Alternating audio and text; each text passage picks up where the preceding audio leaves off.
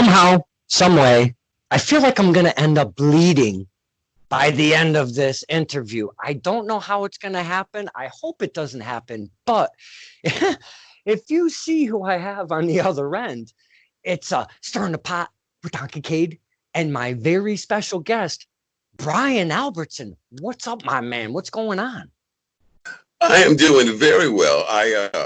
As many people know, I am a pagan and I practice magic. So for the past several weeks, I've been off this mortal coil, searching high and low for an answer to this whole COVID-19 problem. And I ran into somebody that you're going to want to talk to. I can channel him if you'd like. Go ahead, do such. Okay, so while I was off the mortal coil, I ran into the American dream, Dusty Rhodes. So, if you will, Dusty would like to come through and say a few words. I've never had this happen on Stirring the Pot. Please share with the fans. Give it to us. All right, give me 1 second to channel him. He's coming through. And it is me, your American dream, Dusty Rhodes. I make your back crack. I make your liver quiver. And I tell you this, I'm going to speak right now for your bionic badass, Brian Albertson. And the COVID-19 put hard times on Brian Albertson. The COVID-19 put hard times on Brian Albertson's family. But I tell you what, at the age of 4 years old, I was the son of a plumber. And I crawled up out of the ditch and I was oh so sweet. And I wined and dined with kings and queens and I slept and I was eating pork and beans. So without further ado, I will now rid myself of his body and I will return this interview to your bionic badass, Brian Albertson, if you will. That was a little weird. That was amazing. I could never pull that off. How the hell do you do that? Well, like I said, I've been practicing magic for a long time and I was wandering around and I just happened to meet him on the other side. I told him I was about to do this and he wanted to come through for a minute or two. And he's the American dream. He does what he wants. That was a special gift from the magic and the Dusty Rhodes. And I don't know if Brian Albertson was even with us at that time. It's very hard to tell because there was a lot going on right there. Well, he told me to drop the bionic elbow on COVID-19.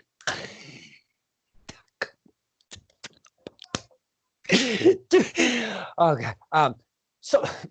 See, around here, we don't like to use the C word. We call it Kincaid. Do you get it? Kincaid. I get it.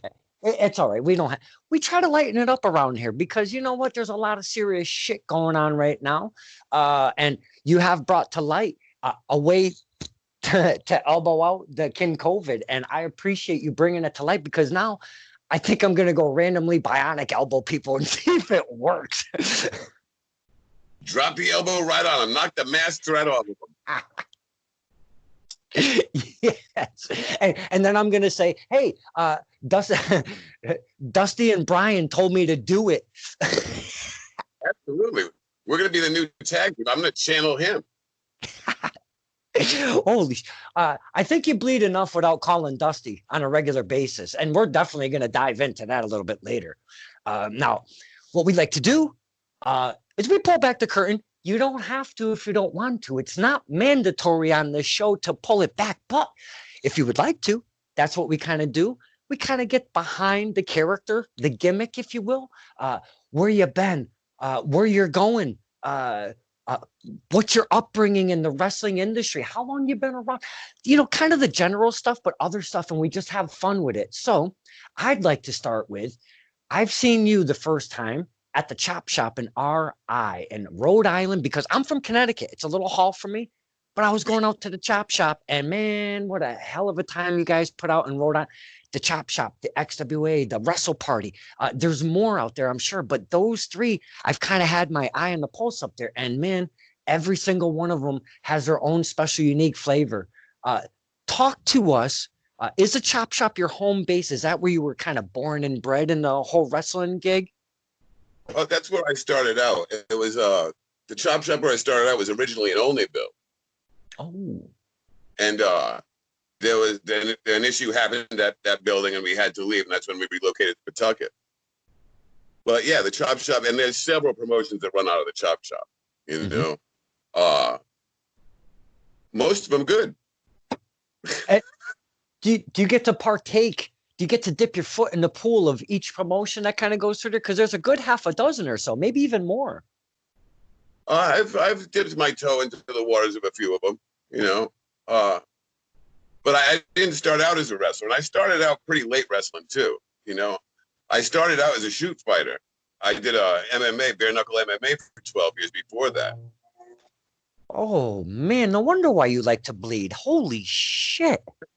Well, it made it tough though when I started wrestling because I was used to doing the shoot fighting, you know, so my punches looked like shit forever because I was trying not to just clobber people left and right when I came in, you know. So all my training told me don't throw yourself on the floor like an asshole, you know. So it took me a while to figure out how to even take a bump, you know.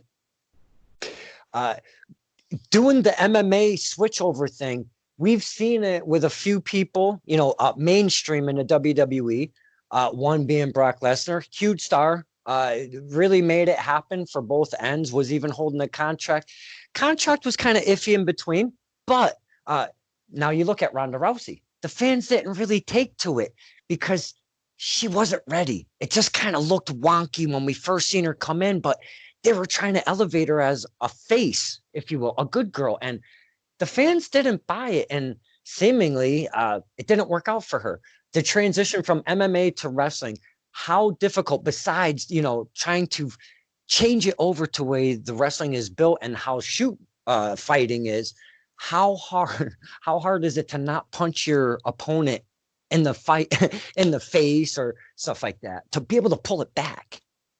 It's very difficult, especially if you get hit pretty hard. Your first instinct is to start swinging back, you know.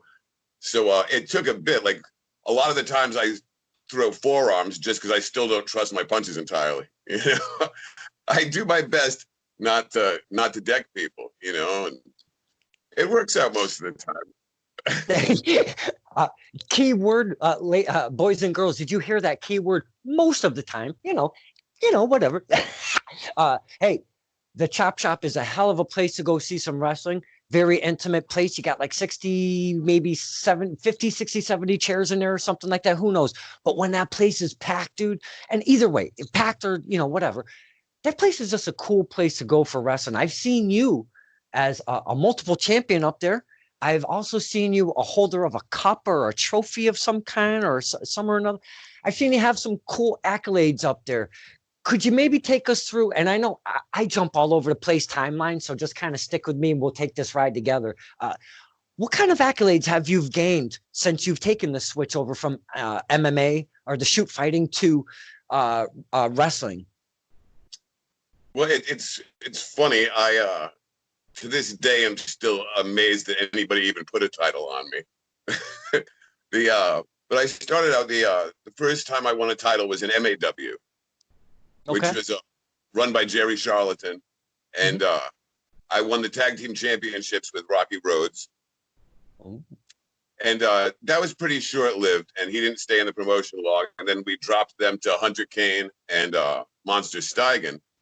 And then out of nowhere, about 2 months later, me and T Phoenix won the tag championships together in MAW. What? Yeah. You guys were tag champs? Holy shit. Who the hell beat you guys? It was actually Judge Logan Chambers and Irish Warrior. Okay, I can't. All right, that's some stiff competition. I'll give you that. And it was a tornado tag match too, so it was just all hell breaking loose. And we lost the tag championships, and at the end of it, there was a steel chair laying in the middle of the ring. And I wasn't very happy about losing the tag championships. So, and my bad, I turned on T and DDT'd him into the steel chair. Whoa. My brain just did a mind fuck right there. You turned on T with a chair? Well, it was on the mat, so I DDT'd him into it. Okay. That doesn't make it any better. So singles competitor, though, I've also seen you with some cool accolades. Could you tell us about those? I briefly won the MAW world title. Mm-hmm. I had gotten injured. I had to have surgery on my arm. I had been out for 4 or 5 months. At the time, my fiance had died at the time. And it was about 4 days after her death, they had a show. And I was just coming back from surgery. And that was the night. It was the only time my mom ever came to see me wrestle. So it was kind of cool to win the world title in front of her. Wow, you know? that is pretty cool. And then after that, I won the MAW Television Championship. I won their Founders Cup Championship. And me and Cameron Cross won the RICW Tag Championships 2 times, but there's an asterisk on the 2 times there. We were defending the tag champs. We beat the Middlesex Express for them. And a couple of months later, we were defending them against the Weekend Warriors from Canada. And I was on the apron. Cameron was in the ring. And you've seen Cameron before. He's a little pack of peanuts there. He weighs about 130 pounds soaking wet with a brick in his pocket. Hey, that's me too. That's me too. Well, I'm waiting for the tag on the apron, and all of a sudden he gets clotheslined, and I see, bam, 1, 2, 3, and he's pinned. And I'm like, what just happened? So I think he's hurt bad, and I jump in the ring, and I'm like, are you all right? And he's like, I don't really want to talk about it. So, I mean, because they were from Canada, the GM came out and he said, listen, the old champs get an automatic title shot because they had the championships last. And since you guys are from Canada and we don't know when you're going to get back, their title shot starts right now. So they restarted the match. And so it started out with Cameron in the ring again. He did his thing. He gets the hot tag on me. I come in, clean house, and we win the championships back. And I go out to him later on. He's sitting on the roof of the old chop shop. And I go out and I'm like, what the hell happened? Why did you get pinned like that? And he says, you're going to laugh at me. So, well, you're probably right, but tell me anyway. And he says, remember the night that we won the tag championships from the Middlesex Express? And I said, yeah. He said, well, I had my hair tie in that night. He said, it was my lucky hair tie. And he said, when I got clotheslined, the hair tie fell out of my pocket. And I was trying to reach for it and didn't realize the 3 count was happening. So we dropped the tag championships because he was trying to reach his lucky hair tie, which he'll never live down to this day. Oh, I'm sure you remind him quite regularly, I would imagine. Every time I see him, I remind him. Oh, man. You run roughshod through MAW. It seemed like you had every piece of gold that there was to be had in MAW. There was one I didn't get. I didn't get the U.S. title. It was the only one I didn't get.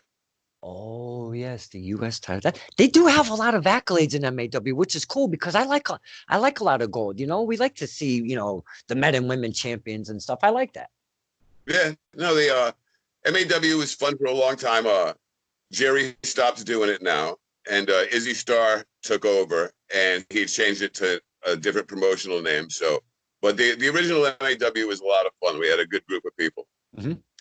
Now that you mention that, I kind of seen that there was going to be a transition. There was an announcement before this whole virus thing started, and I can't remember the exact call letter, so I don't want to be wrong, but I want to at least take a guess. I want to say it was like RUW or something like that. I forget exactly what it was going to be called, but I can't wait for that transition because I love the chop shop and seeing MAW kind of, it's kind of taking its course right now. Now Izzy's taking over and going to do something cool in there. I can't wait to see because Izzy, oh my God, what a character that dude is. Holy crap.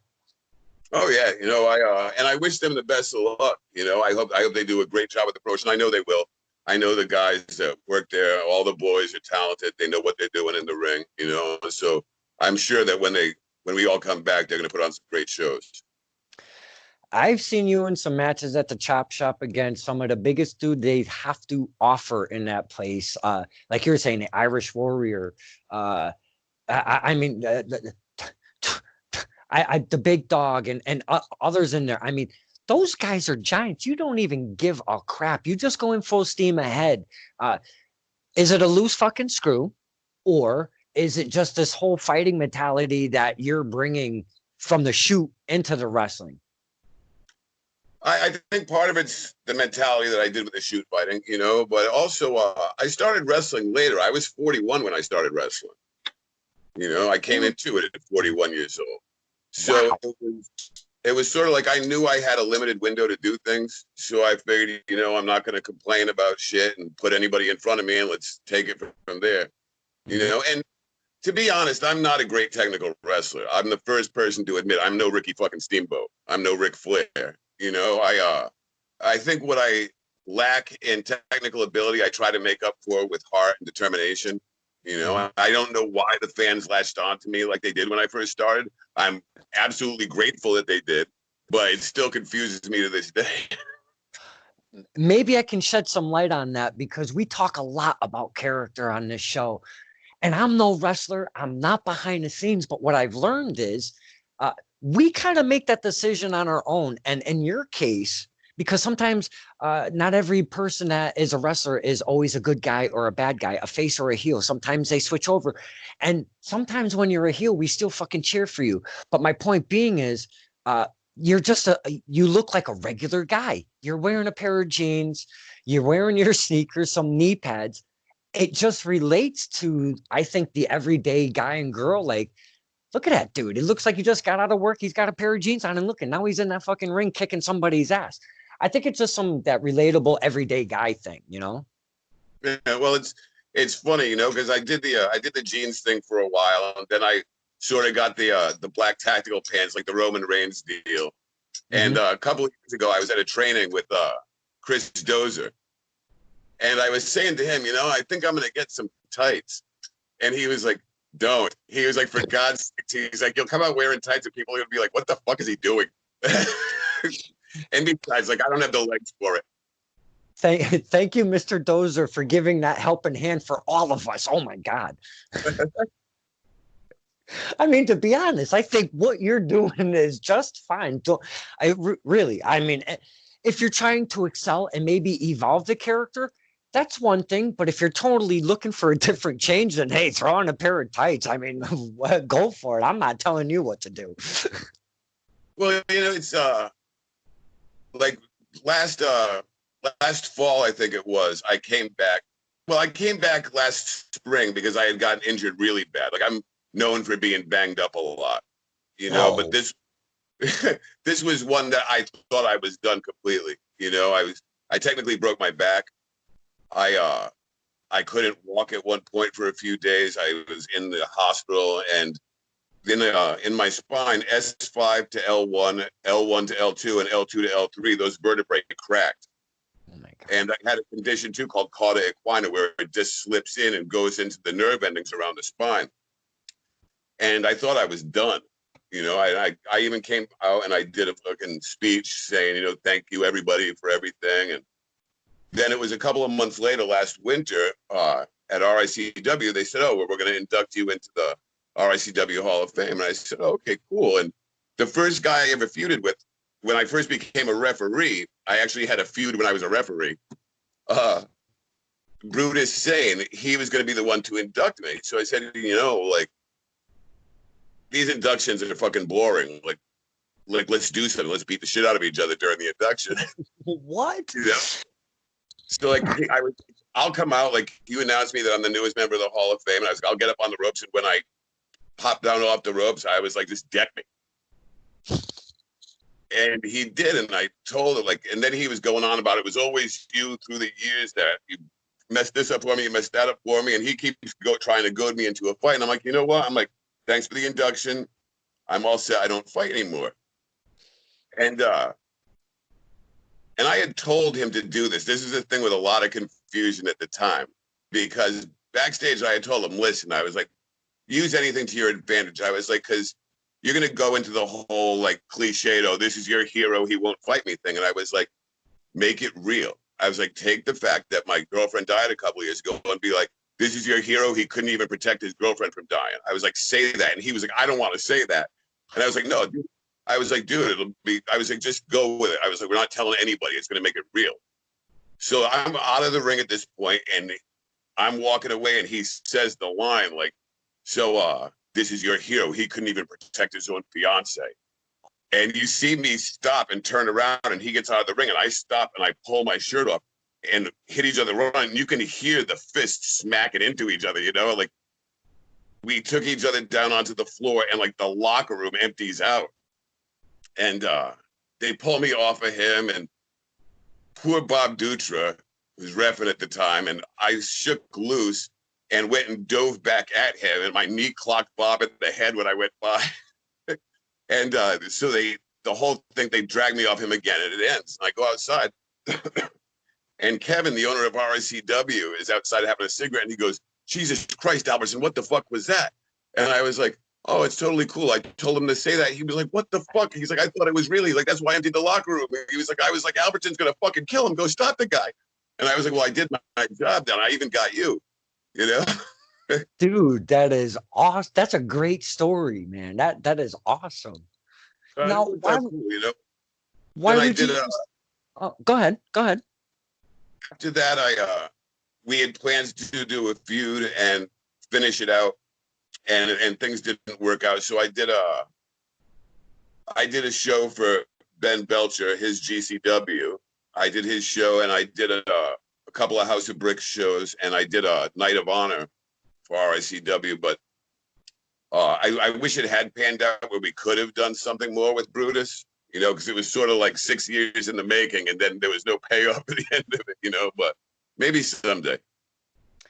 Now, why take something so personal out of your life, especially something like that, and bring it to the table in wrestling? Was it just to get, like you said, you got everybody in that place? You were expecting to get everybody and just make it like it was just you two and that's it? Well, I figured one thing I hate about wrestling right now, and I'm looking at Vince McMahon when I say this, is it's just so corny, it's contrived, it's all this acted out shit. And my character is pretty much who I am. I don't really have a gimmick. It's just pretty much who I am. Like if you see me on the street or in a bar or at somebody's house, it's the same guy that you see in the ring. I'm just as retarded outside the ring as I am inside the ring, and that's what I like about certain people in wrestling now. Like it's very real. It's very close to the bone. And I figure, if I'm going to try to do this, not that I'm anybody that should be giving advice about wrestling to anybody, but if I'm going to try to do this, why not make it as real as possible? Why not get an emotional reaction from people?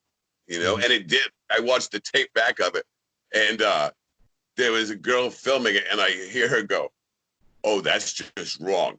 Brian, go kick his ass." So I mean, like, it got the reaction that I wanted, but it was, in wrestling is the reason wrestling is cool when it works right is because it makes people, it's the suspension of disbelief.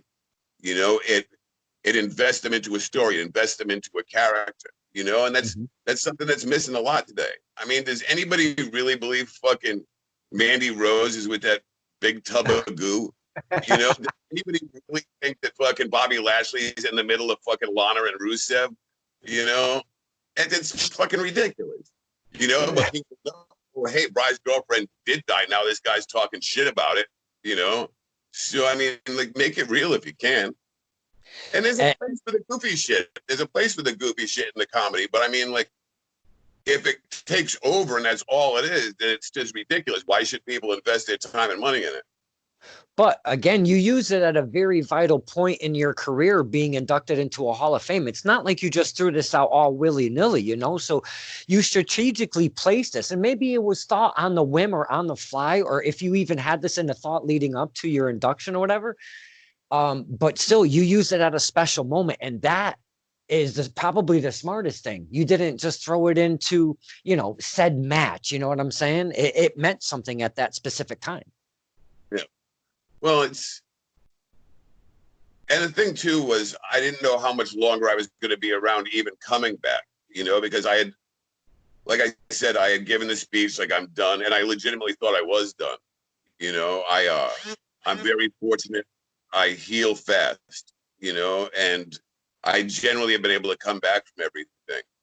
And I remember when we did that brawl after he said that, because like, at the time, he was weighing in at a good 385 pounds, and we hit the apron of the ring, and I sort of like did like a judo throw and pulled him over me and got up after the brawl and went to the back. And I was like, you know what? Okay, my back's in one piece.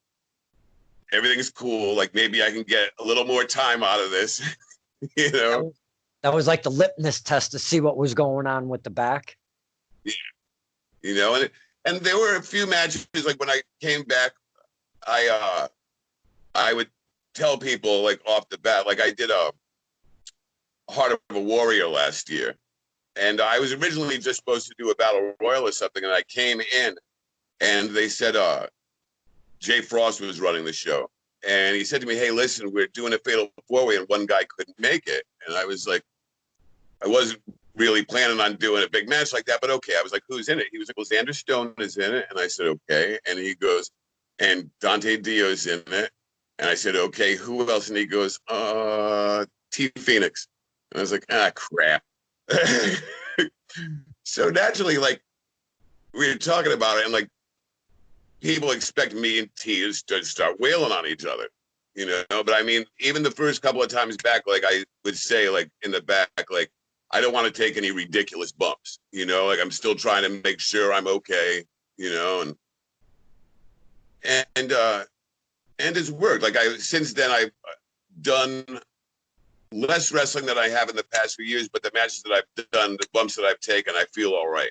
You know, it's the back's holding up. My shoot job hurts me worse than the wrestling thing does now. You know? Why come back after such a major injury, surgery? And why? I as a fan, I see that there's a passion for the wrestlers, the men and women that want to be in that ring. Is it just that? I mean, what makes you want to get back in the ring after a broken back? Well, it's a funny thing. Like when I was a little boy, I fell in love with wrestling. You know, my dad used to say, I saw Ric Flair in his prime and Andre the Giant. I'm a little older, so I remember this stuff back when it was called the Civic Center, not the fucking Dunk. You know, and I fell in love with that as a little kid. And I never fell out of love with it. I always watched it growing up and in my teens and 20s and 30s. And finally, in my early 40s, when I stopped doing the shoot fighting, I said, you know, I've got a brief window here. I've always wanted to try, and I had the opportunity, so I did. But then, as much as it hurts, and as much as I was awkward and uncomfortable doing it sometimes, it seeps into your blood, you know. And I even said I was out a second time in the middle of the summer. I had done the last couple of shows. I did a House of Bricks show, and then I did an AWL show. I did a last man standing match against Coach Will, and I thought that was going to be my last match. And when I said this is my last match, I said, it's not because I'm injured. I can still go. I'm fine. But I had just met the woman that would become my fiance, and she's not a fan of wrestling at all. Uh-oh. So for her sake, I walked away. You know, and over the next several months, I pestered her, and so she was like, you know what, you're going to do what you want to do anyway. You know? No. And she doesn't like it. She's not a fan of it, but it is what it is. And I'm not, there were times through the last several years where I would do like 4 or 5 matches in a week, and I'm not doing that anymore.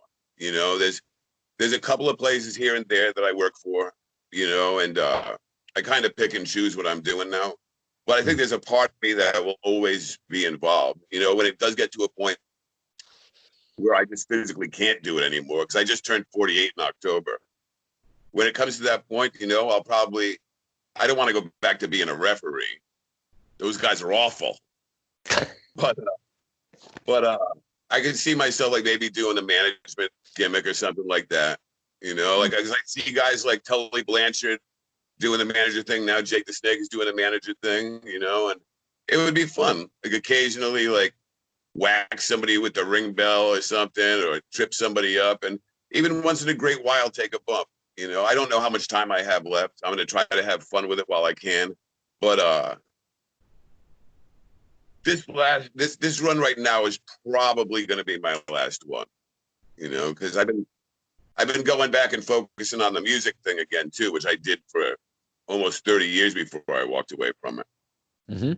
I have seen I have seen that transition. Uh, but I will tell you one thing. I've seen you. We're talking about that RI scene a lot because I mean that's your home base. That's kind of where you've done your thing mostly. But then you come down to Connecticut and I shit myself because I've never been to this place ever before. And I shit myself when I heard Brian Albertson is on the bill. And I'm like, you've got to be shitting me. He's coming down to Connecticut. You know what? I'm going to have a cigarette too because I don't really smoke on camera. But hey, it's Mr. Brian Albertson. We hang out like Goombas at the shows. That's not going to change here. So this guy is on the bill. It's a small show, 4 matches. It's an outdoor show at a bar. They call it a bar brawl. And there's no ring.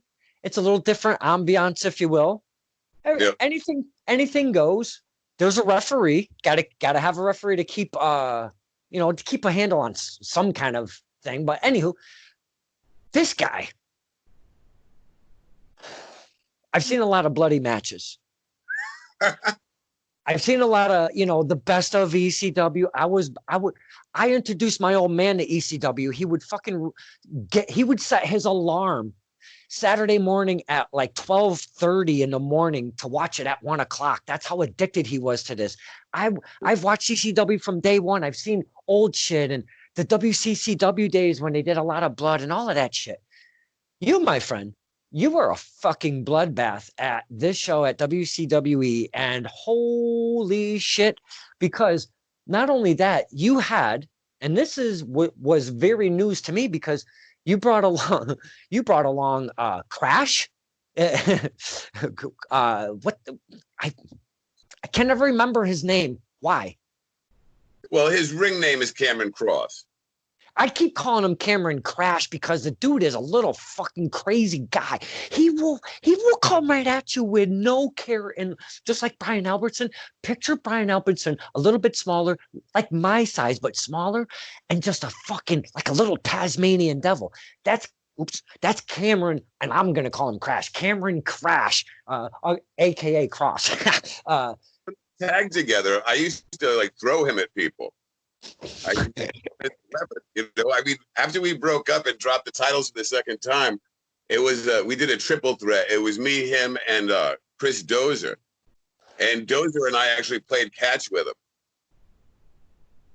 Dozer, and I was like, I don't want this, you take it. I threw him back to Dozer. I don't think he was completely thrilled with being the football in the situation, but he comes down to Connecticut. I've never seen him. And again, I've seen you a bunch of times, but I've never seen you with him or in a tag team like that. I've usually seen you as a singles competitor. And then I see this guy and I'm reading his shirt and I go, hey, is your ring name blah, blah, blah? And he's like, no, you dumbass. He's like, I'm blah, blah, blah, Cameron Cross. And I go, oh, I just thought you were wearing your own merch. I felt like a fucking asshole. So long and behold, he's a crackpot, just like Brian Albertson is. And they make a tag team called Bad Company. Is that correct? That was the original name of the tag team when we did our run. So now this point where I seen you guys together at this WCWE last summer, this is the first time you guys have joined forces in a while. Is that correct? Yeah, the whole idea was it was supposed to be like a one last ride for the team. You know what I mean? And it was quite a ride. Quite a ride indeed. My footage that I have from that show, I have shown to so many people, like, you guys dig this hardcore shit, right? And they're like, yeah. I go, check this shit out. And then I show them you and Len Oddity doing your dance over there. I've been talking about this and leading up to this question.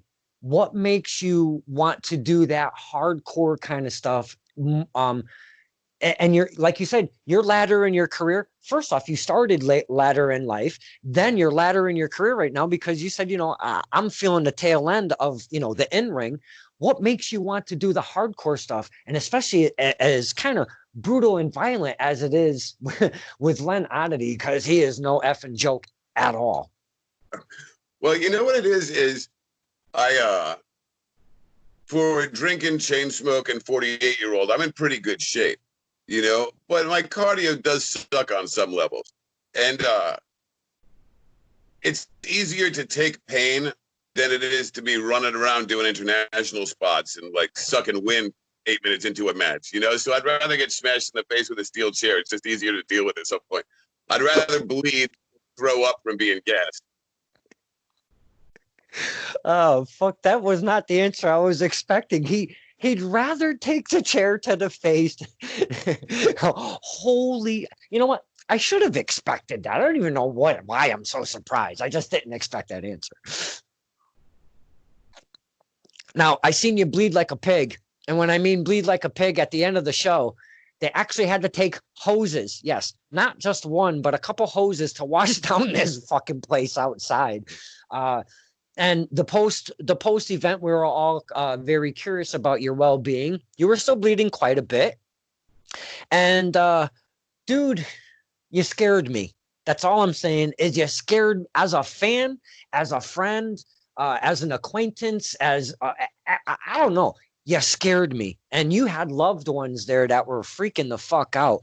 And yeah, man. So now I bust his balls every time I see a post or something. I'll be like, yeah, don't stub your toe because your fucking forehead's going to come a gushing blood. Oh, I've still got a great scar up there from it, you know? But it wasn't supposed to be that much blood, you know?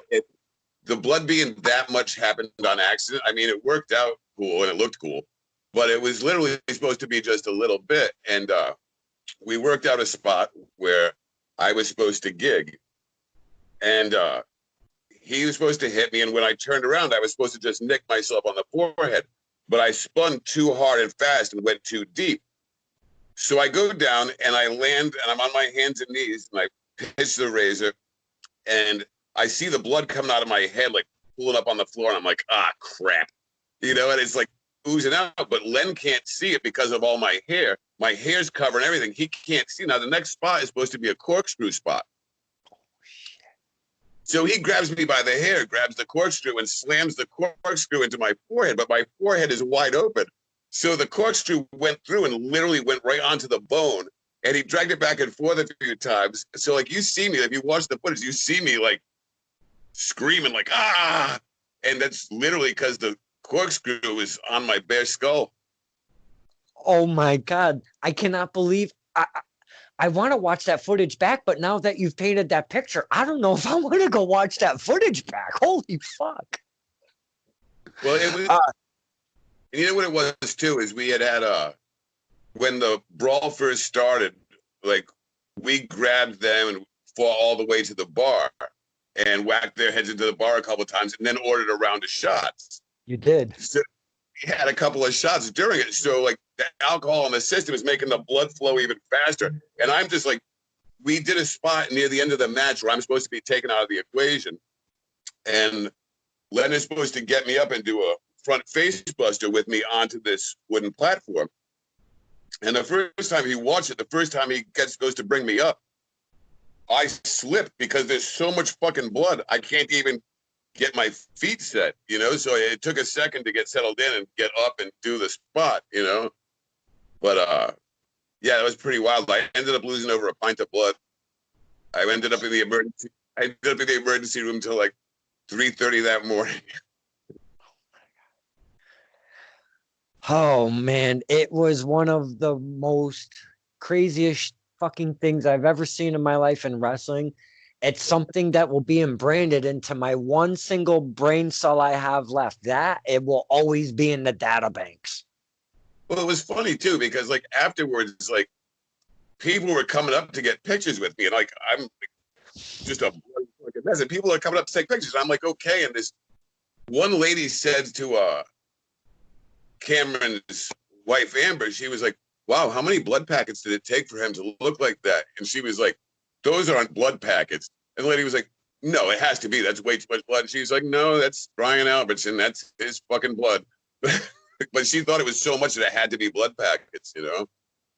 Gee, you know, if I was a casual fan sitting at a bar and saw this thing happen, I would probably ask the same question. But being closer in that environment with you guys and filming everything, I I already knew way beforehand it was on because when it comes to Len Oddity and making that art form of wrestling happen, it's all out when it comes to Len Oddity, and you went right with it. But again, it was a little bit of an accidental kind of swipe there, so it took it to a whole different level, man. And I was very scared for you because I was like, holy fuck, the blood was crazy.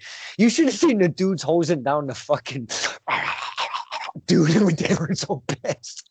They even had to throw out a few of the chairs. It was on the tables. It was on the bar. It was fucking everywhere on the patio, you know. Like, and actually, what happened was he was supposed to do another show a couple of months later. And Rob, who runs WCWE, had to fucking call me. He was like, listen, I hate to do this to you, but you're banned from that venue. He was like, because of the excess blood, and they had to throw chairs out, and they had to get bleach and everything and wash the whole patio. He was like, it's not me. He's feel horrible. He's like, but they banned you from the venue. Oh my God. Brian Albertson got banned from not just the building, but the event itself. You can't even fucking show up, bro. I got banned from a bar fight. How do you get banned from a bar fight? Holy fuck. You know you're too hardcore when you can't fucking, when you're uninvited to the bar brawl. Holy shit. Yeah. No, it was, and he felt bad about it. He was like, shit. He was like, it was the main event. He was like, people came over from the bar when they heard what was going on, so it drew some more money. He was like, everybody's taking pictures with you and talking to you, and he was like, and the next thing I know, you're banned from the place. The fucking, like, one of the hottest things going that evening, and you're fucking, you can't go no more. Yeah, well, money, I main event, and then I'm banned. Go figure. Yeah. Good job, Albertson. So now WCW, I just want to stay on that topic a little bit because they did have another show. It ended up at the Cadillac Ranch, and there was kind of a feud that's kind of brewing a little bit, and I want to mention him because I have him actually on next. And I'm kind of curious on what your words would be to one Steve Savage. What the hell in the what in the world is going on between you two and WCWE? Actually, you know, I honestly don't know. I saw his last match there at that last show that we did a couple of months ago, and didn't really talk much to him. And the next thing I know, he's challenged me to a hardcore match, and I'm thinking, you know, that's all well and good. I'll be happy to beat your ass. I'm a little curious as to why I'm the guy he went after, because I was kind of setting my sights on something else, you know. But if he wants to get in my way, I'll mow him down first, you know. I'll, you know, he's a little bald piece of shit. He's gonna get his ass kicked. He's gonna bleed. He's gonna have broken bones, you know. Like I said, I'm no Ricky Steamboat, but if you want to get with me in a hardcore match, there's going to be a lot of pain involved. Yeah, I don't know why out of all things a hardcore match with Brian Albertson, and I don't know one Steve Savage very much. That's why I'm kind of having him on. I want us the fans to get to know him a little bit because he's a question mark to me. I've only seen him one time and one time only at that said show, so I don't even know his wrestling background or how long he's been. I have no clue who the guy is. So I know I know who Brian Albertson is, and I don't know why, like you said, why he would challenge you specifically to a hardcore match. I think the dude's got a fucking screw loose. So I do wish him the best of luck. And I'm going to reiterate that to him later on tonight. I do wish him the best of luck because as we've just described, that whole tag team match that you had at WCWE was totally insane. One of the craziest shits I've ever seen in my life. And I know that he used a couple trinkets in that hardcore match, but I don't know. I don't know, man. I don't want to say here or there, but my money is probably, and I don't know if I say this to him when I interview him, I hope he doesn't get mad, but I'm going to have to. My money's on Brian Albertson. I think he's just a little bit crazier than one Steve Savage. And I think I could probably have more than one person jump on that bandwagon with me and know what I'm talking about. You could probably bump yourself in the shower and like lose a half a pint. You never know, because hey man, you bleed like a motherfucker. Well, you know what I think it is with him? I think he's trying to make a name for himself, and he's going to try to make that name for himself off my back. And what he's missing is this match does nothing for me either way. If I win this match, it's just one more victim. If I lose this match, it doesn't hurt me at all. So I really don't care if I lose. The point of me going into this match is to teach him a lesson. And he's going to walk away with a fucking chunk taken out of him. Ow. It's going to take months for him to recover, if he even does. Well, the way you're speaking, I'd like to speak to the higher ups, because I hope at least somebody in the WCWE higher ups has to be listening to this. I hope and if it's just my mom and dad, Mr. Albertson, I apologize, because I really don't know who watches these things, but I'm hoping that somebody, the higher ups in WCWE, is watching this and do me a favor. Wherever this show happens with Brian Albertson and Steve Savage, please let this ring out the way it should be. Let's not confine them to any like, you can't do this or you can't do that. It's going to be a hardcore match. We have to find a place that will host this match. Itself is going to be off the fucking hook, and I can't wait to see it. Please, let's make that happen in a safe, and not in a safe place, in a place that will allow it, because not everybody wants blood on their property. There's going to be a lot of it. I understand that. After the last match, I understand that people don't want, because I was a walking biohazard that night. You know. It got way short. But it was good. It was fucking legendary. You know? It was, dude. I talk on this show about local times in history in our industry. For me personally, being very selfish right here, that for me was one of those times in history. The event, it was totally different than anything I've been to. You were on the bill. Oddity was on the bill. There was other guys there as well. No slight to them, but I'm very familiar with both of you. And for me, that was a fantastic fucking show that I'll never forget, because you guys put on that performance for the fans. And you know what's cool about that, though? It's not like you went there knowing that there was going to be like real wrestling fans, smart wrestling fans that watch the product or whatever. You don't know what the fuck you're going into. It's bar time. It's a Saturday night. It's a bar time. And you just don't know what the fuck's going to happen. There could be people there that never seen wrestling in their life. They could be totally disinterested.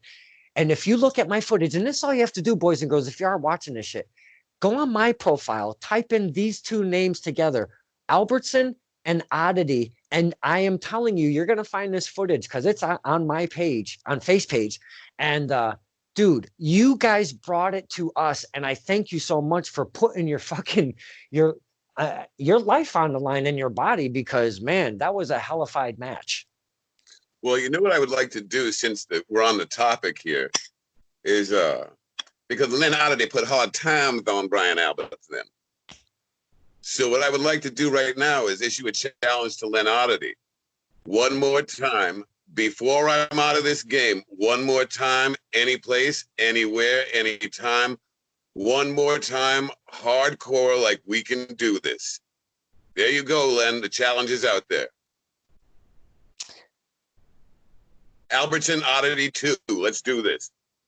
I've never seen the first one, but as a fan right now, my insides are going, holy fuck, holy fuck, holy fuck, because I seen something like this built up with Len Oddity between himself and Dirtbag Dan over a course at Battlefront Pro up in Ludlow. And they brought this to a head by taking the ropes off of the ring, wrapping the entire ring with barbed wire, like old school, Sabu, Cactus Jack days and ECW, those kind of times. Dude, you better watch, and I know you're crazy, and I know I will push you on. I know what you're made of.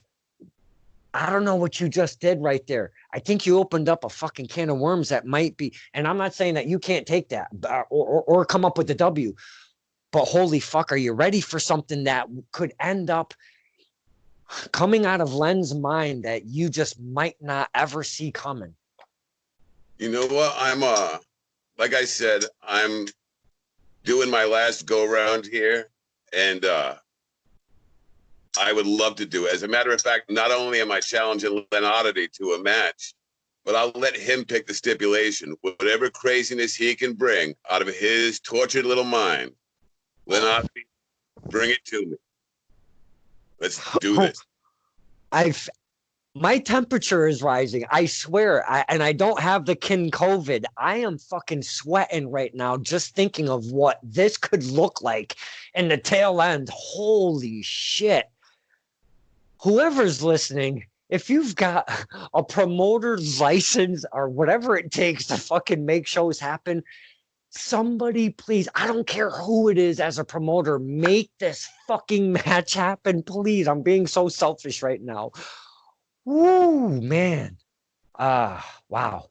I am totally mind fucked right now, sir, because again, I'm going to revert back to that Dirtbag Dan Lenodity match, and it was something magical, something special in that art form of wrestling. And I can't even imagine what would happen between you two. Wow. Now, okay, let me pose this. Would you feel doing something that intense, that crazy with such, and I'm just going to call him a fucking legend of what he does around here. And he won't accept that. Yeah, he won't accept that at all. He thinks he's just some dude that does his own thing. Fuck that. The dude's a legend around here. Do you think that would be your last match ever to put a cap on your career? Because I don't know what else you can do. I don't know what else you could do after that to kind of up that match. It very well could be. You know, if I could get that match to happen, that would be like a nice cap on everything.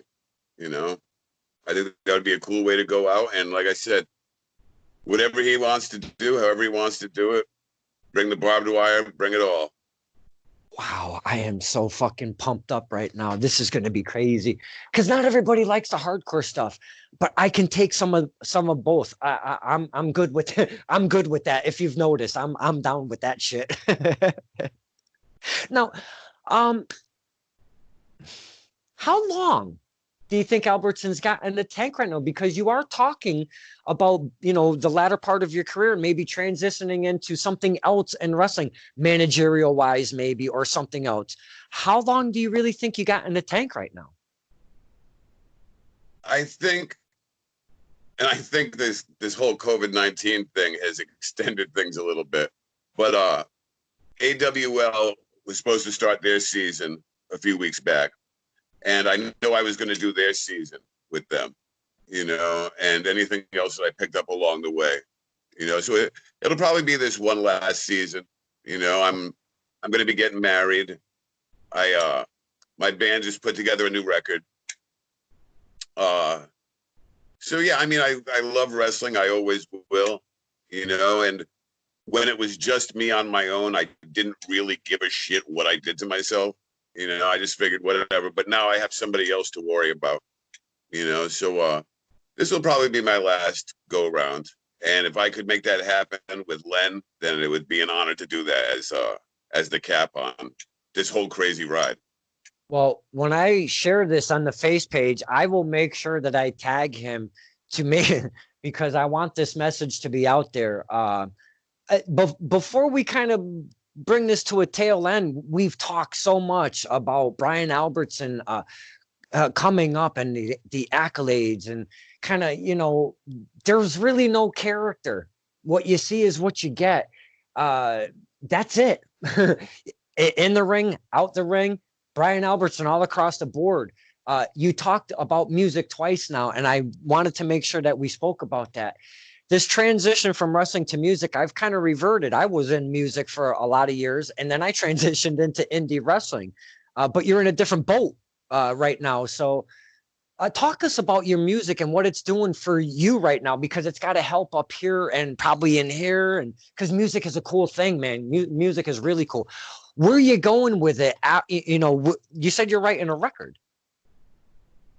Well, I had a band that started about 10 years ago. I had done music for years and years and years. I played gigs, put out records, music videos and stuff. And about 10 years ago, I ran into a guy named Ron Tibbetts, who I affectionately referred to as Lunchbox. And he's the greatest drummer I've ever met in my life, you know. And we jammed around doing different things. Then we put a band together with a bass player called Mark Goldstein, who was known as Rat. And we played a ton of shows together, originals and covers. And then Rat left and he passed away, which was horrible. We got another bass player, and he was a great musician, but he was all about money. And then me and the drummer Ron had a falling out. And I think it was about a year ago, I was playing a solo acoustic show up at the Greenwich Hotel in East Greenwich, Rhode Island.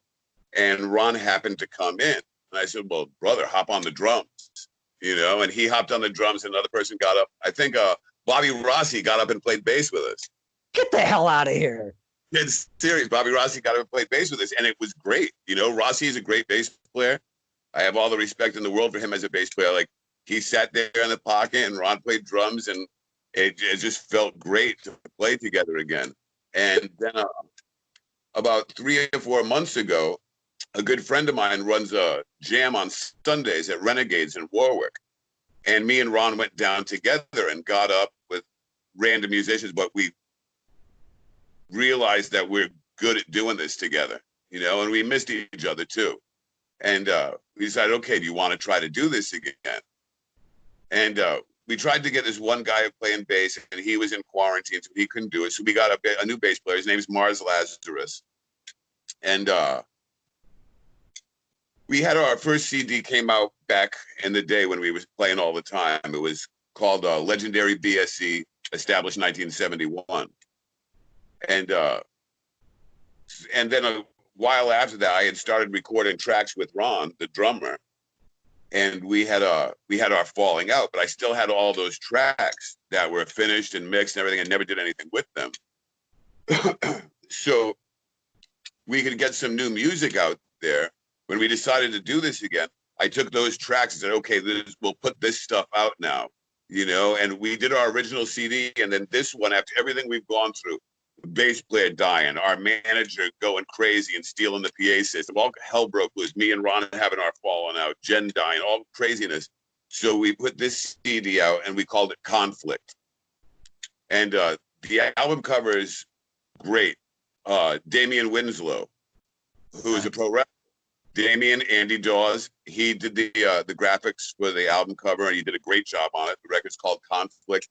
And haven't released all the tracks yet, but we have you can catch us on Facebook. We have the Legendary BSA Facebook page. We're on Instagram, and under my own name, Brian Shovelton, I have a YouTube channel, and we have the old tracks up there, and we have a lot of the new tracks too. And this Sunday, we're going to try to do something special. We're going to do the Legendary BSE live and acoustic from the Apocalypse, and there's my bass player Mars he's the sexton of a church in East Greenwich. So we have permission to play in the church. So Legendary BSE live in a church during the apocalypse, which is kind of fitting. Well, I actually wish I could attend that, because I would definitely want to check that out, man, because now you're kind of more blues orientated. Could I say that's correct? Well, I do acoustic stuff and I do electric stuff. Like the electric stuff, a lot of it is blues based, but it's still heavier. You know, but we're switching back and forth now. Like one of the new songs I released is a song called Release Me. And the main instrument I play on that is I play the piano on that song and do the vocals. Wow. So, and we're going to try to do that. We're going to do it Facebook Live this Sunday. And the first thing I asked the bass player Mars, I was like, hey, is there a piano in the church? And he was like, yeah, there is. I was like, can I use it? I was like, yeah, we're going to do that song then, definitely, you know, because nobody really expects me to get up and play the piano and sing. Everybody's used to me just playing guitar and singing, you know, so it'll be cool to get a chance to play some piano and do that for a change, you know, and it should be fun, you know. And in the meantime, while we're sitting here, occasionally I'll do an acoustic thing in the house and throw it up on Facebook and whatever, you know, and it keeps me saying I've been writing a lot more, you know, and I know Ron has too, the drummer. He has a metal project on the side that he does, and Mars is constantly doing his own thing with all his music that he does. So, but it's good, and hopefully in the last music video we did was for a song off that we had recorded called Dead in Mexico. It was directed by a guy named Brett Davey, who's a brilliant director, filmmaker. He's done a couple of movies that I had little starring roles in, and he did the music video for it, which came out great. And I'd love to get together with him again soon after this is all over and think about doing another music video to put out with the record, you know? Yeah, because music videos are still as soon as a new track comes out, may it be Judas Priest, may it be Megadeth, or because I'm kind of that 80s metal guy, but man, it doesn't matter. Everybody puts out music videos, so I mean they're still relevant, very relevant. So I look forward to that. No, it's funny if you get the chance. Look at the old video, and I think I posted it off of the Legendary BSE page. It's called Dead in Mexico. So remind us. Oh, go ahead. I'm sorry.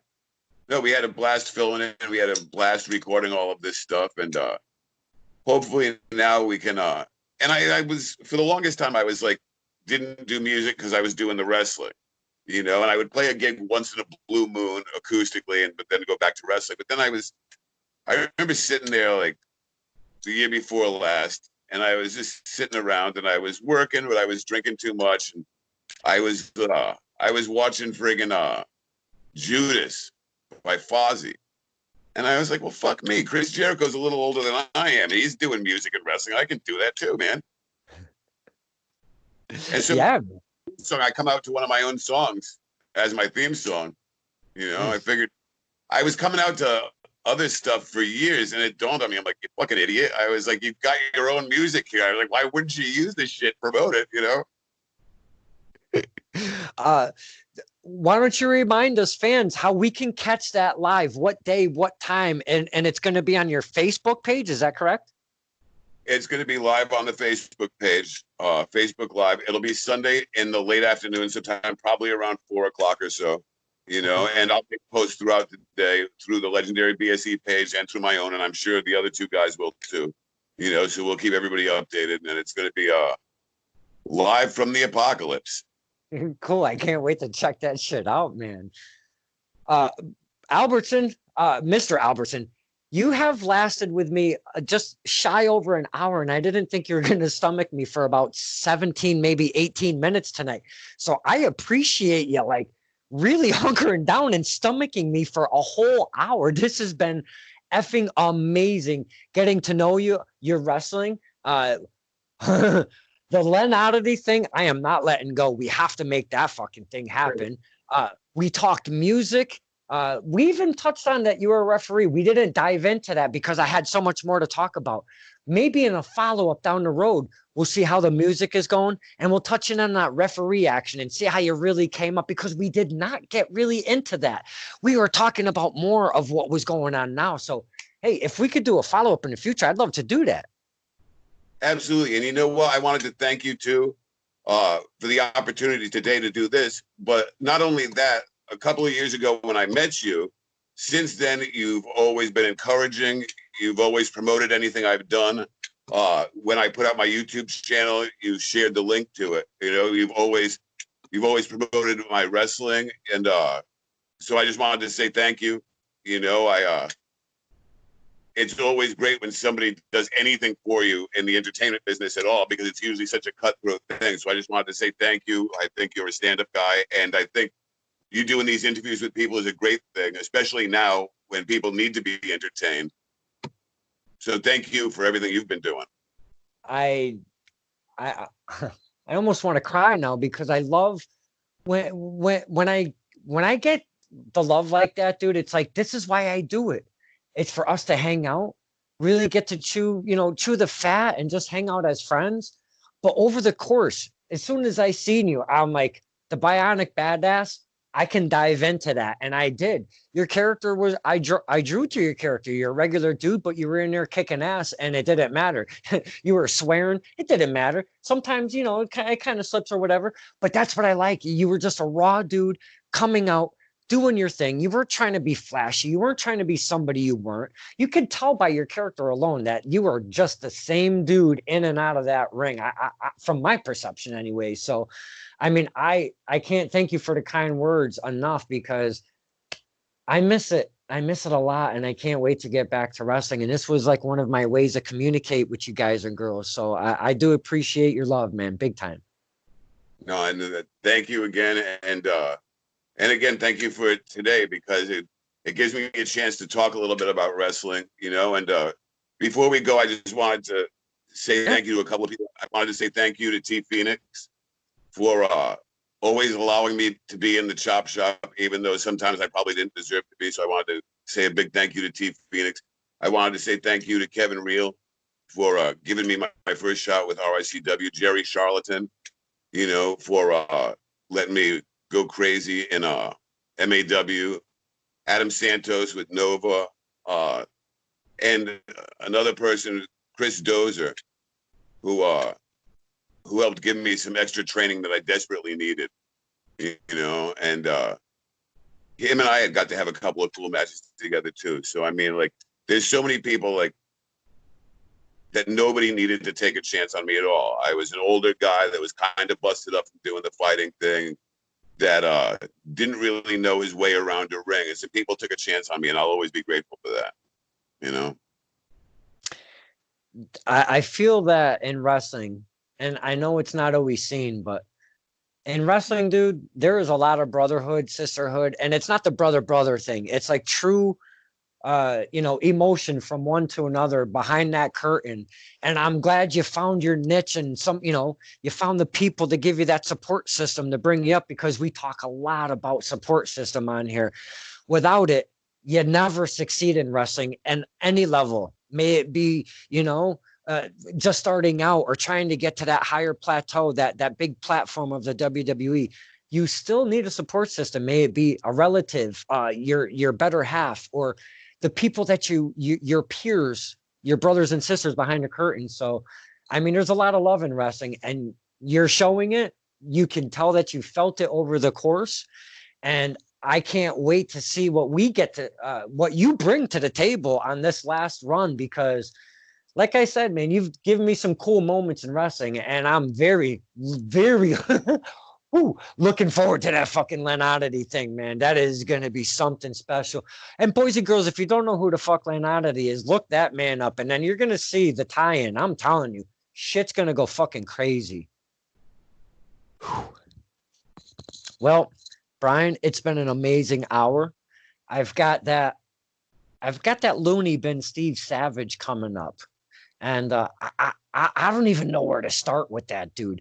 Do you have any suggestions? Tell him I'm coming for him. And he picked the wrong guy to try to make a name off of.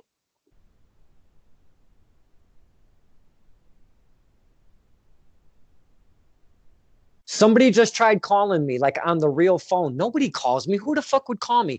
Please send your message to fucking Steve Savage one more time. I apologize. Okay. I said, I'm coming for you, Savage. You picked the wrong guy. You called out a random person trying to make a name for yourself. So if you want me in a hardcore match, you got it, brother. And be careful what you wish for. Yeah. It's a fine message to leave with. Brian Albertson, your time has been precious today. And please take care of yourself. Your fiat. I can't believe you're getting married, dude. Congratulations on that from all of us, man. That's amazing.